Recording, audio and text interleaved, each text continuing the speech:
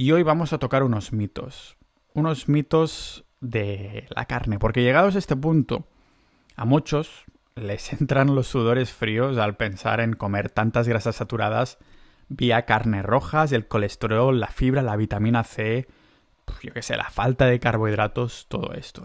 La carnívora suena a una dieta que seguiría a un adolescente para sacar de quicio a su madre, para crear ahí el drama e ir en contra de lo preestablecido por nuestra cara bonita.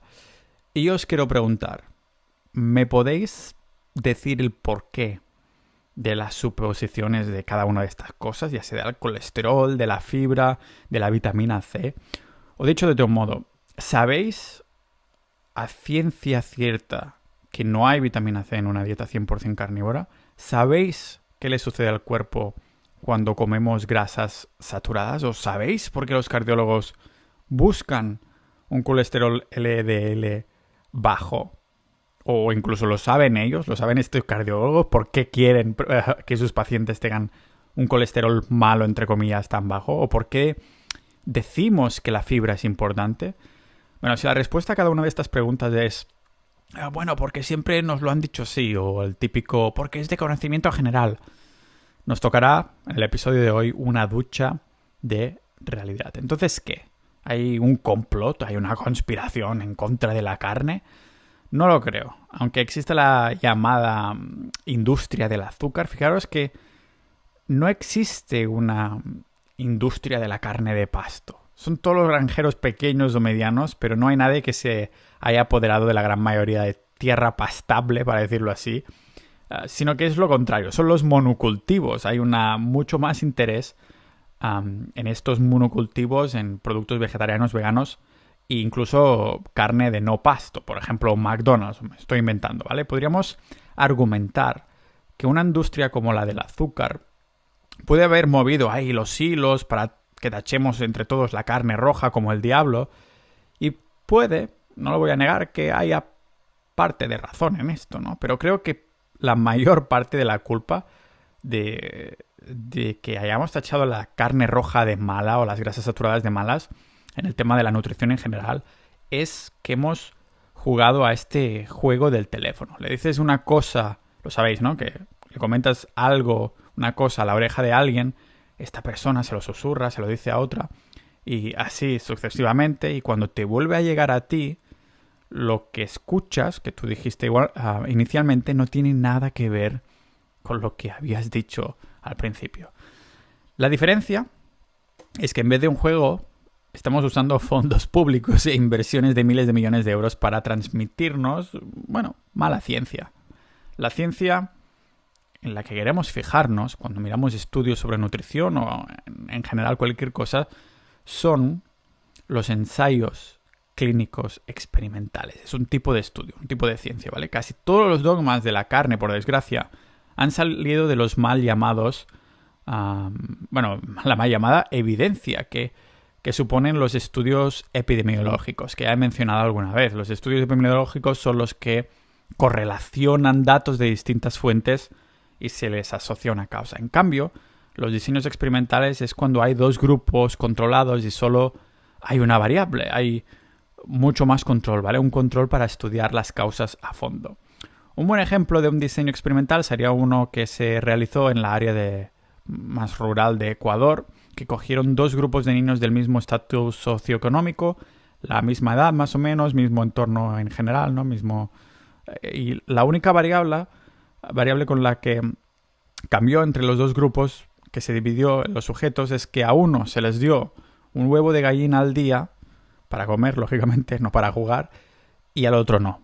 El resultado, pues mejor crecimiento y que mejoraron con un montón de marcadores de la salud. Esto es un buen ejemplo, ¿vale? Al otro lado de la balanza tenemos estos estudios epidemiológicos que son el equivalente a ser un vago en el mundo de la ciencia. Estudios en los que en vez de montarse algo controlado, correlacionamos datos que ya existen y que están por ahí y proclamamos que estos son datos causales, cuando en verdad son datos casuales, ¿vale? ¿Y por qué existen este tipo de estudios en primera instancia? Pues muy fácil, por el rol del investigador. Los investigadores científicos profesionales, ¿vale? Casi es que tienen una especie de cuota, una cantidad de papers unos papers científicos, también mal llamados científicos, que tienen que publicar al año para mantener ese estatus de investigadores o científicos o profesores. A veces, de vez en cuando, os recomiendo que hagáis esta actividad súper divertida. Voy a estudios publicados por X personas y te encuentras ahí que tiene 100, 200, 300 papers publicados en súper poco tiempo, ¿no? Y dices, ¿cómo cojones esa persona va a ser capaz de hacer un estudio de calidad si ha hecho cientos, ¿no? ¿Cómo puede controlarlo? Y yo digo, bueno, no se puede. No puedes hacerlos de calidad si vas a cantidad en vez de calidad. Esto, lógicamente, es un problema enorme para la ciencia y para los ciudadanos de a pie como nosotros, que después leemos el titular del maldito estudio epidemiológico y lo tomamos como si fuera una verdad absoluta en el titular del periódico, ¿no? Y muchas veces ni nos paramos a leer las noticias y aún menos veces entrando en las fuentes, sí hay, ¿vale? Así que recordemos, correlación no significa causalidad. Más bien deberíamos decir que correlación significa causalidad. Tal vez porque a veces sí que puede significar causalidad, pero este es el problema de este tipo de estudios. Fijaros si podemos llegar a correlacionar datos sin sentido, que había un artículo en un periódico, era El País, que decía, os cito textualmente, ver películas de Nicolas Cage aumenta el riesgo de ahogarse a la piscina. Claro que el artículo era de mofa, pero hacía hincapié en esta peligrosidad de correlacionar gráficos que se parezcan y decir que una cosa causa la otra. Estudios epidemiológicos, mejor con pinzas, gracias. Por esto intento que no se me cuele ninguno cuando cito fuentes y referencias. De lo contrario, nos pueden llegar a relacionar que la bajada en una gráfica del consumo de sal, por ejemplo, concuerda con la bajada de divorcios. Entonces, que a menos sal en la comida, menos posibilidades de que me divorcie.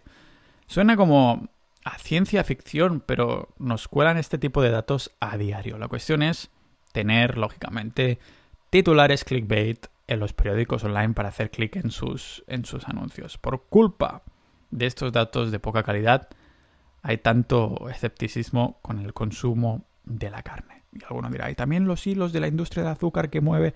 Puede ser, no sé. Pero de momento nos centramos en la ciencia, ¿vale? Vemos el típico estudio, entre comillas, que estudia un grupo que come, yo qué sé, hot dogs, ¿no? O pizzas para determinar algo. Después resulta que esas personas tienen una salud pésima y lo culpan a este hot dog, a esta pizza, que seguramente también es de mala calidad. ¿Por qué? Porque lo más probable es que estas personas, aparte de este hot dog o estas pizzas, también estén bebiendo Coca-Cola y patatas fritas con su hot dog. El último acompañamiento que nos pasa por la cabeza cuando pensamos en alguien comiendo una pizza o un hot dog, es lo último que nos pasa por la cabeza es que también esté comiendo una ensalada, ¿vale? Normalmente estará acompañado de Coca-Cola o patatas fritas.